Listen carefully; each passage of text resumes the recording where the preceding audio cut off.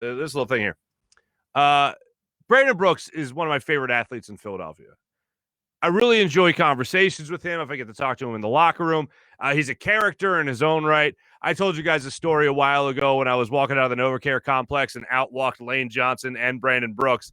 And they were like chumming it up like a couple of kids at a sleepover. And Lane looked over and goes, all right, you want to talk to Forrest and Bubba? And I was like, what? And Lane, of course, was referring to himself as Forrest Gump, while he was referring to his good friend Brandon Brooks as Bubba.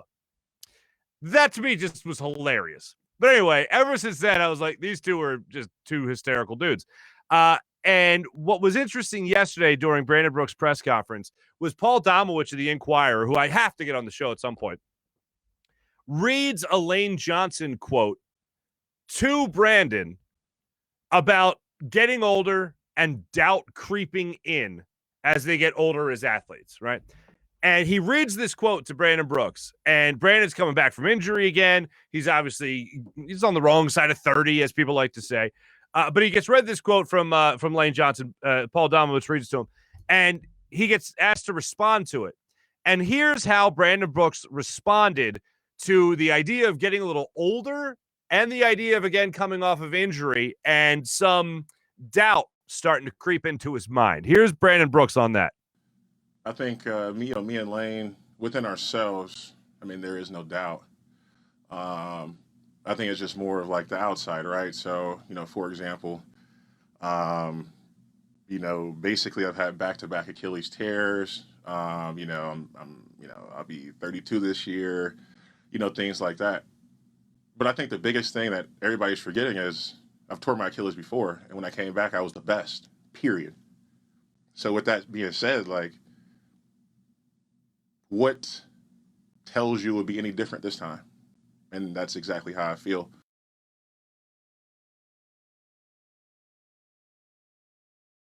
The best coming back from an Achilles injury. I was the best coming back from that. The best.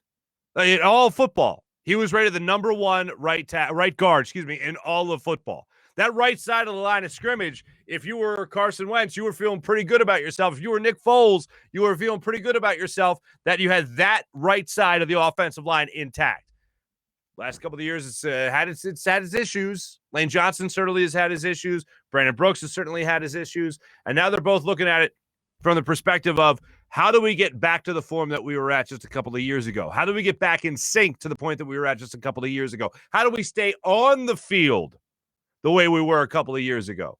That's the biggest question that's going to be facing this offensive line is, can they stay healthy? You have a bunch of guys. Jason Kelsey's one of them. Isaac Seumalo's younger, but he's had his injury issues. Jordan Mailata is younger, but he's the type of guy that you just don't know about yet. I think he's earned that right tackle, that left tackle spot, but he's got to be able to stay on the football field in terms of skill and make sure he doesn't step back from what he was at 2 years ago and continue the progression and doesn't have a regression.